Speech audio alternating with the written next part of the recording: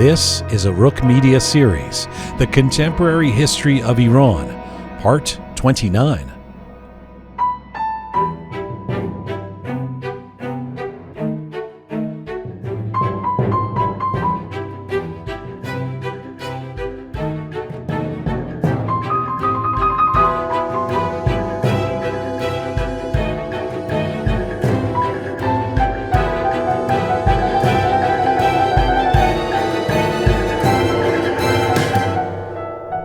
Hi there, and welcome to the Contemporary History of Iran, a series from Roqe Media.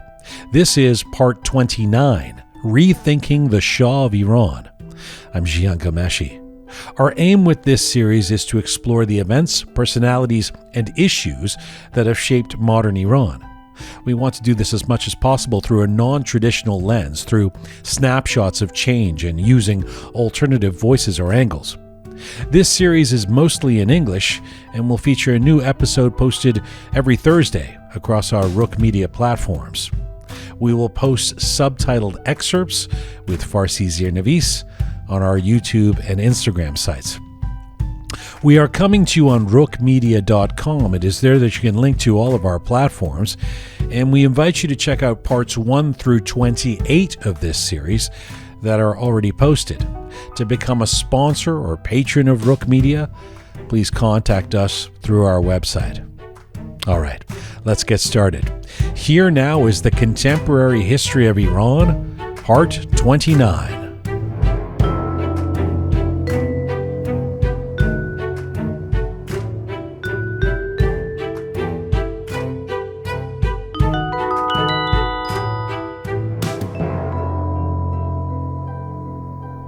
Well, there is perhaps no greater figure in the modern history of Iran than the last Shah of Iran, Mohammad Reza Pahlavi, who reigned from 1941 until his overthrow in the Iranian Revolution of 1979. He is an imperial figure of adoration, controversy, admiration, and blame. He was the great modernizer who catapulted Iran into global prominence, or a flawed dictator who enabled the ascendance of the current theocratic regime. There are differing opinions on the legacy of Mohammad Reza Shah 4 decades after his death in exile, and so we will be dedicating a number of episodes of this history series to his life and legacy. Today we begin with one of the best-known intellectuals in the Iranian diaspora and an acclaimed author of books, articles, and compendiums dealing with Iran and Iranian history. Dr. Abbas Milani is the author of the definitive biography of the last Shah of Iran entitled The Shah, published in 2011, tracing the late monarch's dramatic rise and fall and his role in the creation of the contemporary Islamic Republic. In Dr. Milani's comprehensive and gripping account based on archival material, we see the Shah's life as one filled with success and contradiction. He built schools, increased equality for women, greatly reduced the power of the Shia clergy.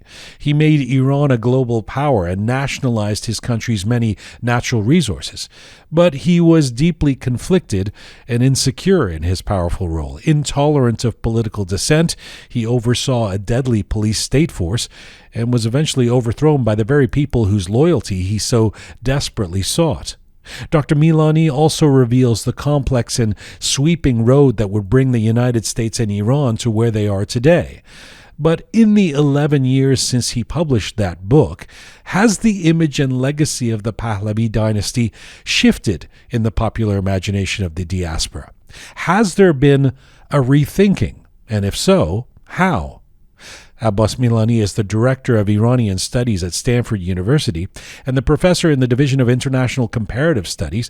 He's one of the founding co-directors of the Iran Democracy Project and until 1986 taught at Tehran University's Faculty of Law and Political Science, where he was also a member of the Board of Directors of the university's Center for International Relations. This interview was recorded for the Roqe program, and Professor Abbas Milani joined me from Palo Alto, California. Here's our conversation. Hello, sir.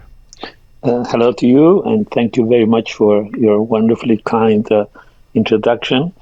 I remember the last time we talked, the book had just come out, and I had the good fortune of coming to Canada and appearing in your program. And I was as impressed then with how prepared you were, how brilliant your questions were, as I am now grateful for your very kind introduction. Well, we're not sure the questions are going to be brilliant this time, so you you can hedge your bets. Let's see how it goes. I also remember that last interview that we did, and I greatly appreciated it, and I'm so happy to be talking to you again. So let me start with a question that I'm going to apologize for in advance for being somewhat protracted, but I want to set the context. As we see, Abbas, the statues coming down in America today, as they have in other parts of the world, it is once again clear that the way we see history and the characters in it is fluid and can morph over time. The events of the past are rebooted or rehabilitated or reframed through the prism of each new era. So it's hard to ever settle on a truth, it seems to me. And part of the problem is that as time goes on, we get further away from the first-hand accounts of events, and even those who were there can have evolving memories of their experiences. So is it fair to say that no historical account is ever safe in its position as the definitive one? And for the purposes of this discussion, is it then inevitable that the way the Shah is seen is going to morph over time? In terms of the answer to your first question, I think except a handful of historians who believe in a kind of a positivist version of history, where they have facts and they collect facts and they arrive at definitive, final answers. I think now the consensus in historical and even social sciences is that facts of history are contingent in the sense, exactly as you say, they're subject to time, they're subject to who we are, they're subject to what we know. Things keep evolving, our values keep changing, our access to data changes, newly documents become declassified, newly memoirs become declassified, new relics become uncovered, and thus our notion of history changes. And I think that absolutely holds true for the Shah, as it holds true for every historical figure. In the case of the Shah, I think he's helped with the fact that in this revisionism, much of what we thought we knew about the Shah was essentially based on ideological certitudes, the certitudes of his defenders who say Iran was a heaven, literally. Somebody has written a book called The Fall of Heaven, not from heaven, of heaven. And the ideological constructs of his enemies who say Iran was absolutely a bleak, despotic police state. The Shah was a lackey of the US. Nothing could ever happen. The reality is far more complex. And in that polarizing sort of Manichaean description, the character of the Shah, the accomplishments of the Shah, the gray history of the Shah is much, much more, I think, positive than what either of those two polarities indicate. Because the polarity that says it was all good doesn't really register well. That's why I think that gray narrative that says he accomplished much, but he also had some flaws.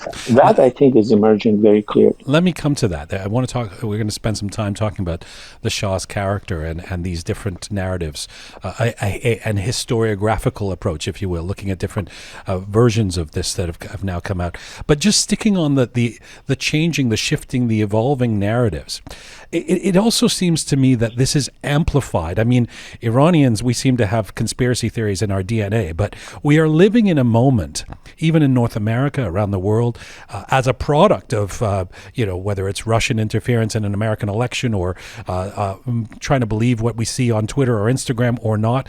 We're living in a moment where everyone seems particularly on guard about what they're seeing, and in some cases feel the liberty to suggest they disbelieve what we would call facts. So as an aside, I actually had someone say to me recently, thinking about talking to you, someone who I suppose wants a return to the Pahlavi dynasty, said, "But did the revolution really happen, though?" He said, "How do you know there were really that many people in the streets?" So this is an emerging disbelief in what can be found not just in history books but actually videos of that period. It must be hard to then do your job in that kind of moment. Oh, absolutely. The danger in what I told you in my answer, the danger in accepting the contingency of facts of history, is that it opens the door to a kind of chaotic relativism, where everyone has then the right to say, okay, this is my version of facts. No, your version of facts, you're not entitled to your own facts. You're entitled to your interpretation of facts. There is no doubt that there was a revolution in Iran. There is a lot of debate on how many people actually participated in it. The most credible historical narrative that I have seen, for example, a book published by Harvard University Press, says actually 11% of the Iranian population participated actively in the revolution. You would say 11%? But then the numbers for the French Revolution and the Bolshevik Revolution are even smaller. The percentage are smaller. So was it a massive consensual overthrow of the Shah's regime? No. Was it a revolution? I think it's one of the more consequential revolutions. The consequences have almost all been, in my view, bad for Iran. But it's been one of the most consequential revolutions. It has led to the biggest, talking about diaspora, it has actually created for the first time an Iranian diaspora. Yes. Now, 3.5 to 4 million Iranians live outside Iran. Well, I've heard 7 to 8 million. So I guess we disagree on that too, as Iranians. We Stanford the Iranian studies program has a program called Vision 2040, and they try to really get at the numbers in the most sort of granular way they can get. Right. The number they come up with is 3.5. I have heard the 7 million too, but even the 3.5 is not an insubstantial number. Right. And remember, this is not a random 3.5 million. This is some of the most educated. These are the people who thought they could make it outside Iran. That means at least they knew some language, they had some connection. They're disproportionately more educated than almost every population they have joined. They're much more educated than the American population in terms of the number of degrees, bachelor's, master's, and PhDs. So this is a big chunk of Iranian intellectual capital and financial capital that has left the country. Yes. And then the devastation inside Iran, the displacement inside Iran, the lost economic opportunities inside Iran. Iran right now, if this revolution hadn't happened, would be, if it had gone the trajectory that Iran had in 1975, Iran would be somewhere where South Korea is. You've said a number of things there that I want to pick up on, especially the growth of the diaspora and the implications of that. But as I say, let me stick with the character of the Shah. I mean, and it's interesting that you should mention that this book, In the Fall of Heaven, by Andrew Scott Cooper. Let me speak to that. This is a 2016 book on the Pahlavi dynasty's final days, because Andrew Scott Cooper portrays Iran's last monarch as a frustrated democrat, arguing that the Shah's liberalization program begun during the final years of his reign was just ill-timed, right when American support for the Shah under pressure from human rights campaigners was wavering. What do you say to those who believe history has vindicated the Shah's intentions in wanting to bring about democratic reforms that were legitimate actions but not sufficiently recognized at the time? I would say history has vindicated him, as far as I understand it, in the sense that he was trying to accomplish not democratic reforms, but he was trying to create a modern Iran. He was a champion of modernity, which I think has been the major challenge of Iran and the Islamic world for 200 years. The Shah and his father wanted to create a modern Iran, except the democratic component of it. They both believed, and some people, I think, are now even agreeing with this part of their proposition. They both believed that Iran, the traditional forces in Iran, the power of the clergy, the power of the landed aristocracy is so entrenched that unless they had an organized sort of authoritarian center, to the detriment of the democratic aspect of the Iranian constitution, they couldn't make those changes. The Shah more or less has said this several times. But has he been vindicated in the sense of trying to create a modern, prosperous, more or less egalitarian in terms of religion, in terms of sex, in terms of private public life, in terms of the role of women in society, in terms of tolerance for religious minorities like the Baha'is, like the Jews, like the Christians, the Armenians? I think he has been vindicated. He was, of course, very fortunate in having one of the most incompetent regimes to follow him. But even on his own merit, he would stand, I think, vindicated in many of these aspects.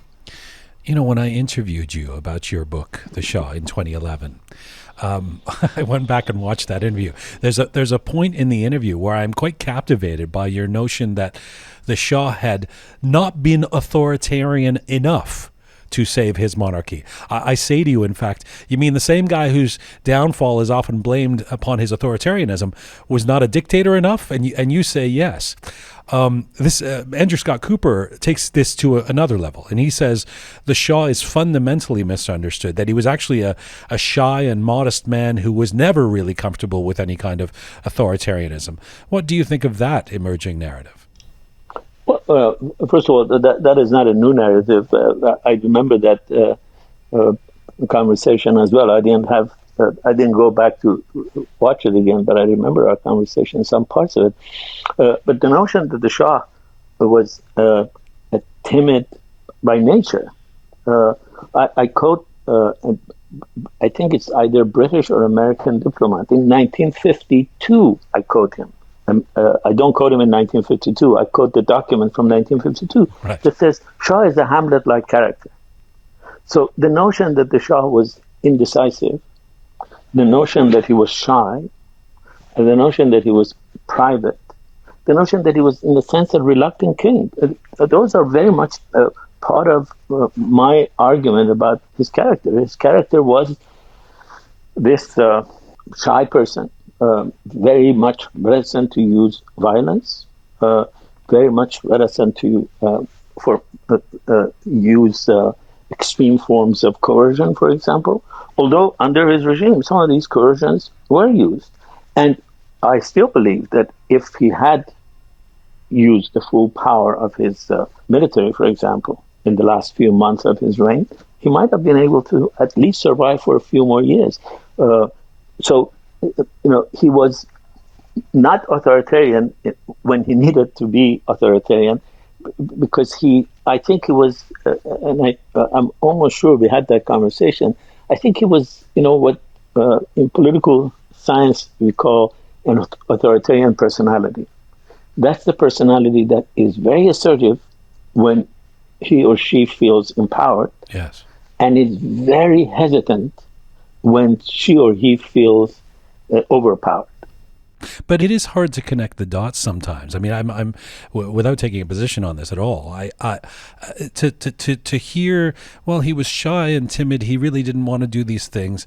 I mean, he presided over a regime that put you in jail, right, for having an opinion or for a dissenting opinion. So the shy and timid part is hard to figure out. Not that wasn't necessarily his character, but how he enabled that kind of savak, etc., to happen then. It was an evolving image, evolving reality. When he comes to power in 1941, he's a different person than he is in 1975. And he's a very different person than 1978. It's hard to connect the dots, as you say, if we need neat descriptions of these historical figures. They often don't satisfy our craving for neat explanations.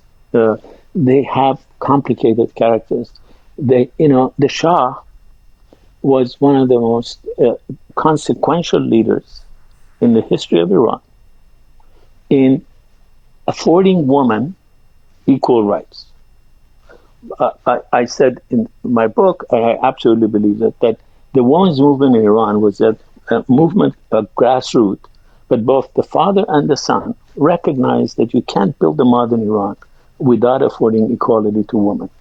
But when you listen to some of his conversations, when you look at some of the aspects of his private life, when you look at the interview with Barbara Walters, with the Queen sitting right next to him, you ask yourself, how can someone who is this champion have these misogynist views? How can someone who is the champion of women, equal rights, and he was, and should be commended, have this despicable view that women are inferior, they can't even produce good chefs? I'm almost verbatim quoting. Because we think if someone is a champion of equal rights, for example, in private life they must be absolute pure, we are shocked. Look at the private life of Martin Luther King. Look at the PhD dissertation of Martin Luther King. Right. There are hard points to connect, but he's a giant historical figure and must be known for what he has accomplished. But as historians, we also must point to whatever quirks of character we find. I wonder if when you talk about neat explanations, I wonder if your desire to never fall into the category of just blanket explanations or neat explanations, as you call them, has actually done a service to the legacy of the Shah. Stick with me, if you will. I mean, in other words, despite I went and reread a bunch of the Shah, your 2011 book. Your critique is strong. It's not like you're soft on him.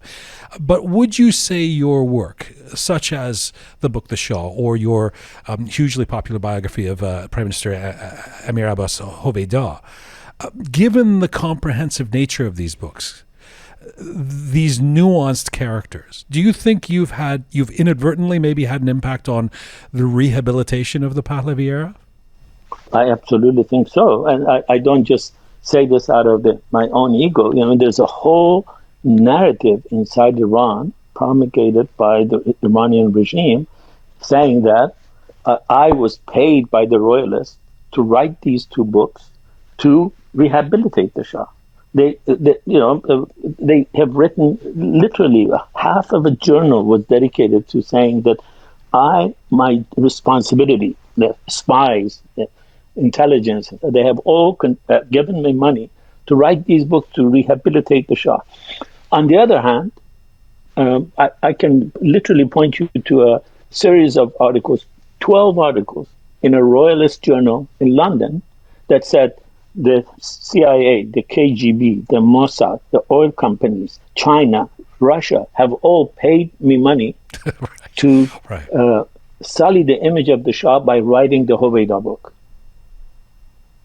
Both of them are nonsense. But I absolutely believe that if you describe that gray, not neat, complicated, conflicted Shah, if you're fair to his accomplishments, but also fair to points of criticism, you will have done him a great favor.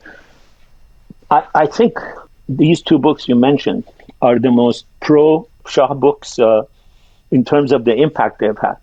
I honestly believe that. I know a lot of my leftist friends will hate me for saying this, but I think that you're absolutely right. That is what their job is, and that's what history does. Particularly when you have a figure who has been so much maligned, so much caricatured, when at the hands of the opposition, of which I was for a while a member of, he has been reduced to such cardboard characters when you actually write his history, not his hagiography. Some of these accounts, and I have to say, I refer to the Fall of Heaven, I don't want to gossip. I have actually written a review of it. It's in Wall Street the Journal. Wall Street Journal. People I read can it. go and read it. I've given my 2 bits on the book. Yes. You're not a fan of that book.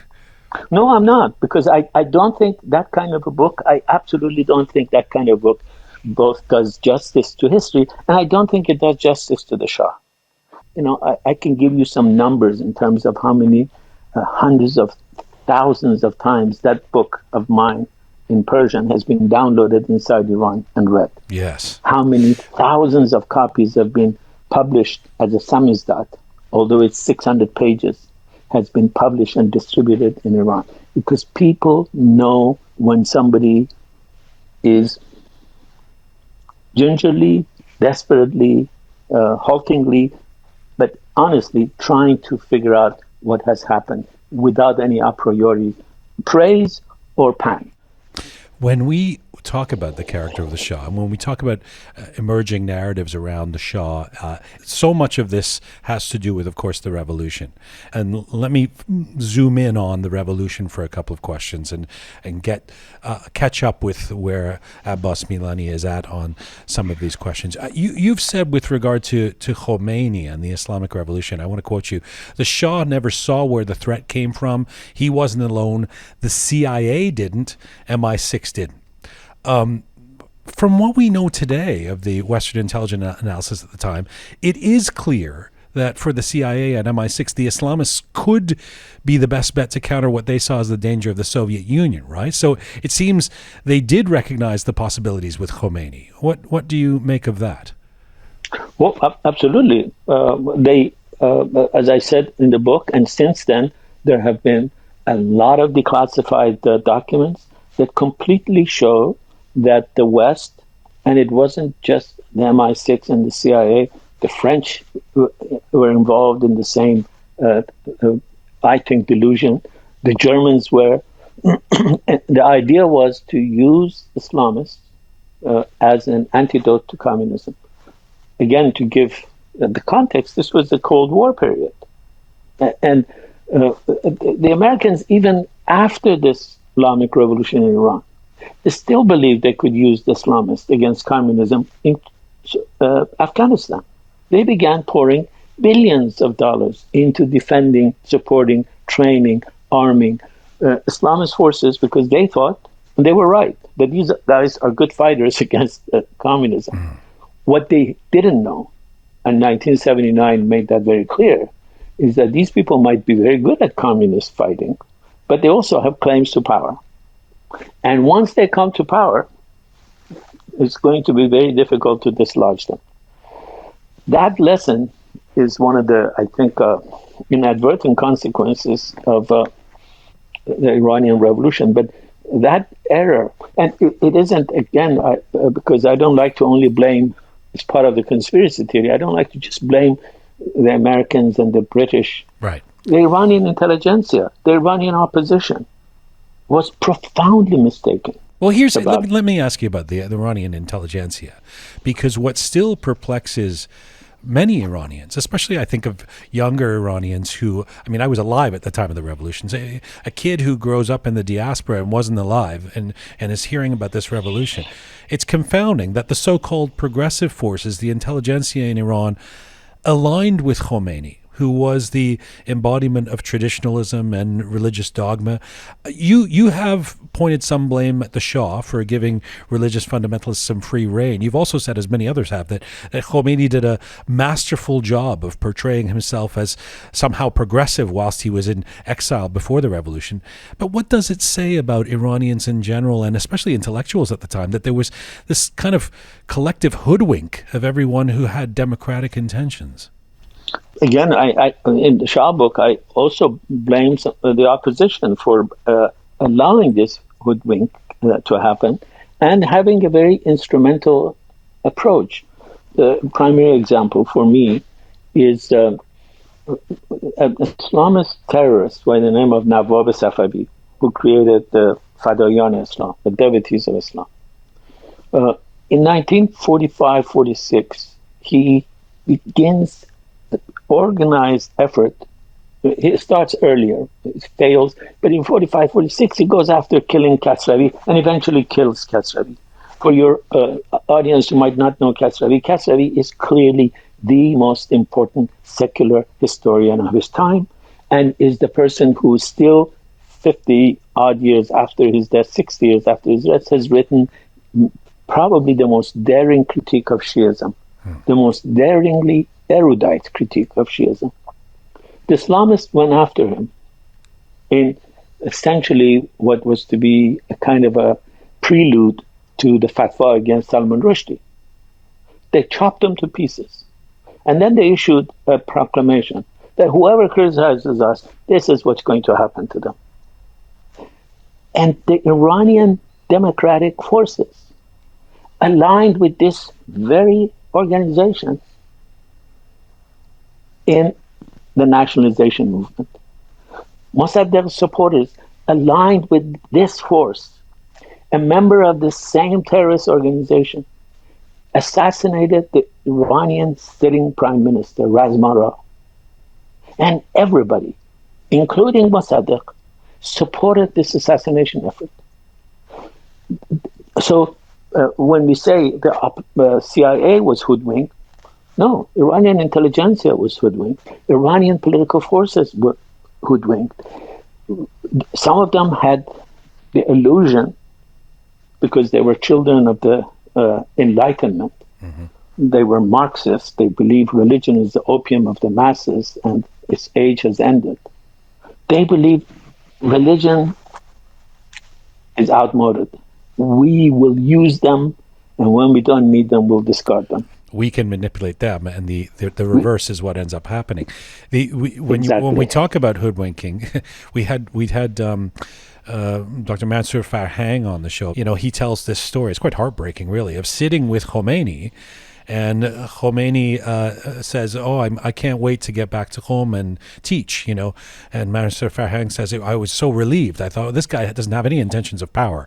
He wants to go and, of course, he was naive or wrong or treacherous or whatever you want to label Mansour Farhang in that moment. But do you think Ayatollah Khomeini always knew what he wanted to do, or that he simply got into a situation, saw an opportunity, and saw a chance for power and couldn't turn it down? Both. He knew always what he wanted to do because I told you about Khosravi, the person that actually put Nawab Safavi on the job of killing Khosravi was Khomeini. Khomeini wrote his first book against Khosravi. And in that book he says, isn't there somebody man enough? And his misogyny is clearly evident in that term. Isn't there somebody man enough to go kill this guy? This guy is a mufsid fil arz. So that's his first book. In 1971, he publishes a series of lectures. He doesn't supposedly publish it, his students publish it, but he delivers a series of lectures where he says, the rule of Jurist Council, Vilayat Faqih, is the only legitimate government on earth for Muslims. It doesn't need popular support. It doesn't need popular sovereignty. Allah is the sovereign. He knew what he wanted. But in the months before the revolution, he didn't think at all possible to realize that. That's why he engaged in what he called khud'e, dissimulation, lying. He lied to the Americans. We now have the minutes of discussions between Yazdi and American representatives. I have published part of the letter he wrote to Carter. We have the minutes of many of their discussions with the Americans, where they, Khomeini and his allies say, we're going to essentially create a democratic Iran, a little more religious than what we have been used to, but it's essentially something like a National Front government. That's why he appoints Bazargan, because that was part of the promise he made to the Americans. And the Americans were hoodwinked, partly because they didn't know Islam, partly because many of Iranian opposition figures who were talking to the Americans were telling them, don't listen to what the Shah says about Khomeini. He's really a national figure. It's not a religious figure. And they bought this. And the government of Bazargan was appointed. But as soon as the government of Bazargan came, you now know that they had this remarkable network that was keen on seizing power. The minute he thought he could realize his dream, he went after it. Khomeini, I can only compare him to Lenin in terms of the tenacity of his ideological belief. But he had a maximum program and a minimum program. Maximum program was Velayat al-Faqih, minimum program was the overthrow of the Shah. But Khomeini would not have been able to seduce the intellectuals if they weren't sitting, if you weren't, I mean, you were part of them, sitting in opposition to the Shah already. And I had the occasion to read your autobiography, Tales of Two Cities, this week. It's such a rich and beautiful book. You were in Iran in the late 1970s. You had gone back there. And I want to get into some of your story in a moment. But on this point about intellectuals, you speak of returning back to Iran in 75. And at one point, you become a ghostwriter for the Queen for a stint. And you say the Pahlavi regime was deeply enamored with intellectuals. But then you also say they were deeply despised by most intellectuals. Explore that paradox for us.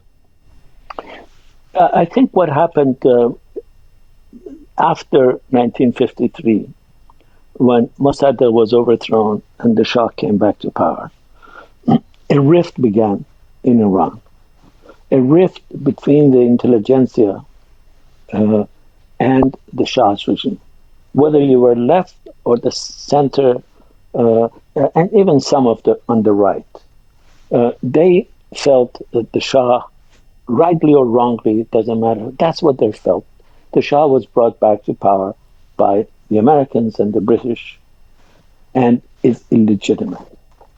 That rift was really never healed. They were a handful, literally a handful of Iranian prominent intellectuals who saw that this kind of a entrenched rancor is damaging. Khalil Maliki was one of them. Ibrahim Golestan was one of them. These were people who said, we should criticize the Shah, but if he's doing something that is pushing the country forward, we shouldn't be in kind of permanent disengagement from him. There is a remarkable report an American diplomat writes in 1965. He comes to Iran, and I've quoted this in the Shah book. He says, it's very surprising. The Shah has made many changes in Iran, has made many reforms, but in private, there are very, very few people, even in his government, who are willing to support him because they think, he's not legitimate. So the intelligentsia, the intellectuals, really went out of their way to keep their distance. And I think, to me, that is part of the historical responsibility of the intellectuals. But the Shah also had this very interesting, as I described it there, he loved the intellectuals, he loved to be approved by the intellectuals, yes. But he also despised them. He called them intellectuals, shit thinkers.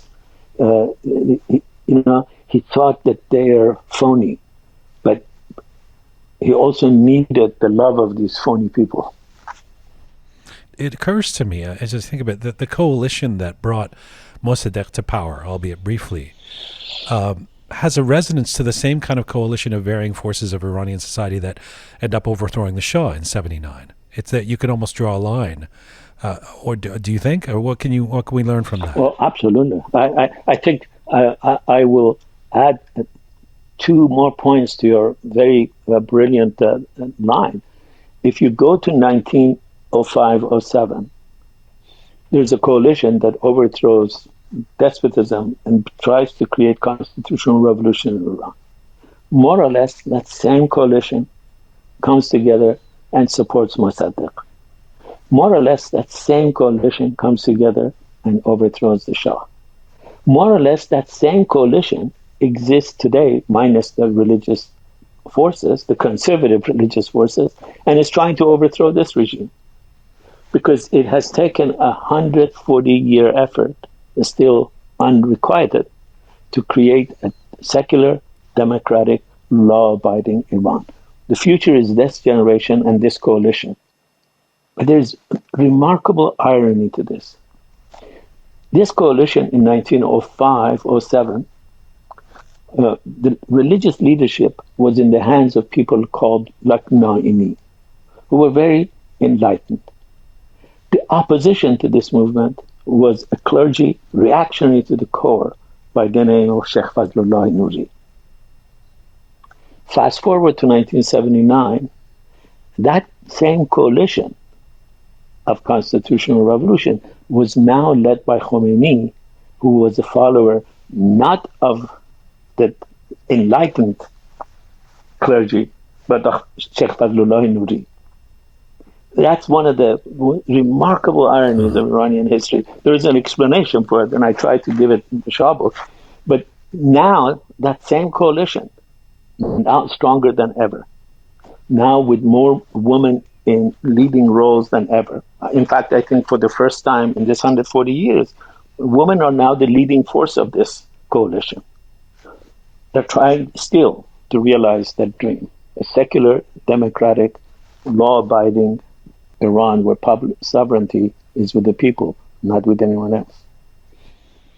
Just sticking with that Mossadegh era for a second, that some of these classified documents that you've had access to are extraordinarily revealing.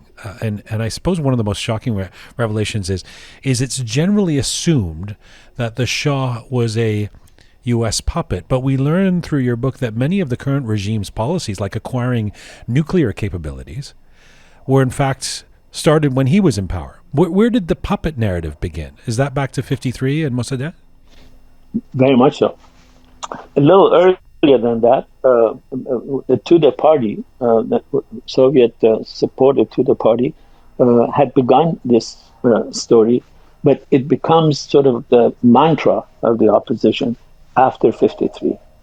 And again, in spite of overwhelming evidence that in the 70s, for example, from 65 to 75, there's overwhelming archival evidence that the Shah is acting very much independently on almost every issue, and on many issues is confronting the US and the British. But the opposition absolutely was adamant that the Shah is a lackey of US imperialism, and secondarily of British imperialism, has no independence, and other corollary facts. I want to ask you, if it's okay, I want to ask you about your time in jail back in Iran. In the late 1970s, you were arrested by SAVAK. You go to jail for a period, including time at the infamous Evin prison. You're accused of being some kind of terrorist because of your involvement with a group that was opposed to the Shah. When you look back at that time, how did it change you? How did it affect the perspective you have today? A couple of points. We weren't ever accused of being a terrorist. We were accused of, because we weren't.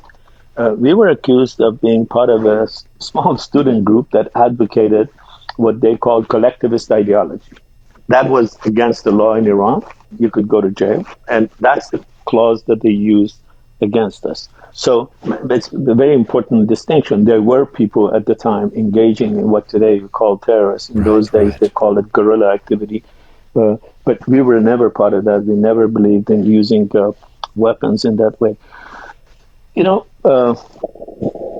before I even, and I described this in Tales of Two Cities because you kindly referred to it, you know, very soon after I went to Iran, as I was teaching at the university, I realized that much of what we said about the Iranian society, that kind of a bleak Manichaean view of the Shah's regime, really doesn't fit with reality. That reality has changed. Iran has changed. In many ways, for good, but in many ways, in traditions, in patterns that are untenable. Now, very soon, I realized, I really did, and I don't say this now, as I said, I wrote it 20 years ago, I realized that the status quo in that form is untenable, but I also realized virtually everything we said as an opposition was nonsense, that the Shah can't make any change, hasn't made any change. The Iranian society was very different. And I realized that as a university professor, I could really do much of what I wanted to do in part of this rather silly, small student group. But before I could disengage, I was arrested. And the year that I was there was profoundly educational because I was, for 6 months of it, with some of the people who would become leaders of the Islamic Revolution later on. Yes. From Rafsanjani and Montazeri, Mahdavi, almost everybody, and some of the very prominent leftists. And I realized how much ideology and the certainties of ideology and certainties of ideology don't fit with my understanding of the Iranian society. How you could be, to me, I realize, I don't want to mention names, but I saw some of the bravest people who were defiant against the Savat and the regime, but were profoundly ignorant about Iran or about art, and they pontificated about it with such certainty, and were willing to give their lives. And a couple of them did give their lives, not under the Shah's regime, they were killed by the Islamic Republic. So I realized that the best thing I could do is sit from somewhere where I could study it, where I could dedicate the time that I have, the energy that I have, the ability that I have, if any, to unraveling this. I truly realized that the most important thing I could do, and 40 years later, I absolutely believe that that's a true decision, still is true, valid. The best thing you could do is engage in this culture debate, because many of the things you were complaining about as being part of our DNA are really part of our culture.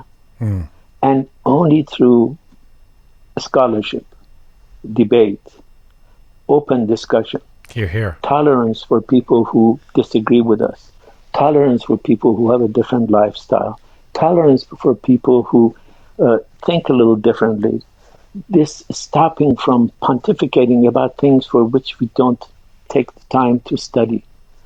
The only way to end this fiasco is by engaging in systematic culture building.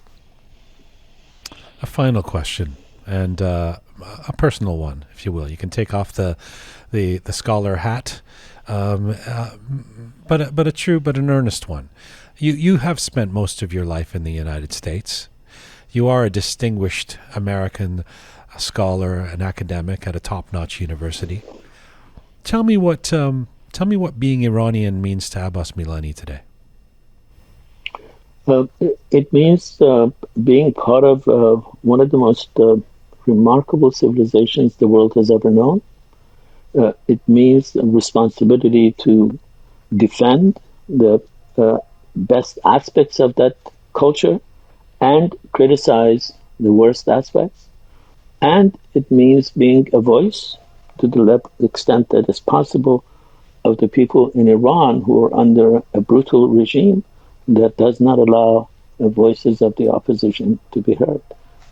It's a great challenge, but it's also a great source of pride. I truly, earnestly take pride in the Iranian part of my heritage. I know the failings of our culture, but I also know that it is truly one of the most remarkable cultures in the world. Just go from, you refer to that TEDx talk.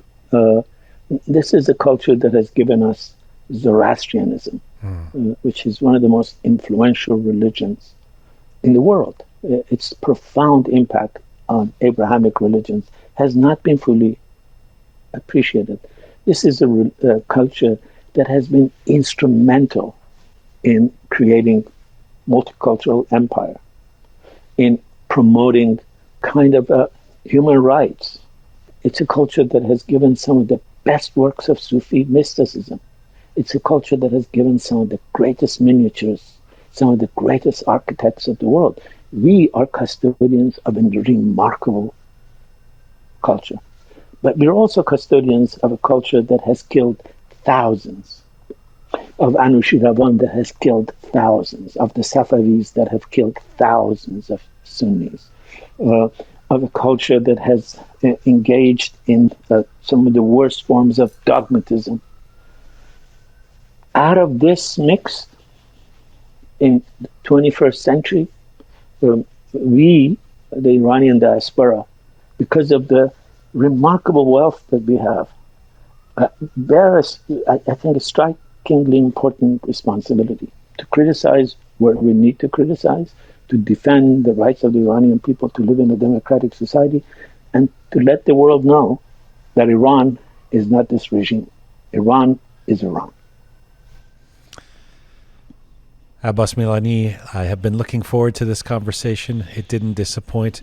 You've been so generous with your time. I thank you, and I can only hope that we do it back in person next time in a post-COVID era. Absolutely. I look forward, and I wish you success. And I will have as pleasant of a memory of this conversation as I do of our first conversation. You're very Thank kind. you. Thank you for this. Khodafis. Khodafis. Khodafis. Historian, author, and director of Iranian Studies at Stanford University, Dr. Abbas Milani. His book, The Shah, was originally published in 2011 and is considered the definitive biography of the last Shah of Iran. Dr. Milani joined us from Palo Alto, California. This is full time for the Roqe Media series, The Contemporary History of Iran, Part 29. Please check out our regular editions of Roqe and all things related at roqemedia.com, our website, roqemedia.com, where you can also find out how to support and become a patron of our series and our program. Thanks to the amazing team who make Roqe Media happen: talented Anahita, Super Patty Saw, Ponta the Artist, Savvy Roham, Aghay Mehrdad, Pega, the fabulous Keon, Captain Reza, and Groovy Shaya. Thank you to all of you out there for supporting us and sharing our content. Please subscribe if you've not done so already. Find me on Instagram at Jian Ghomeshi. Mizun Bashin.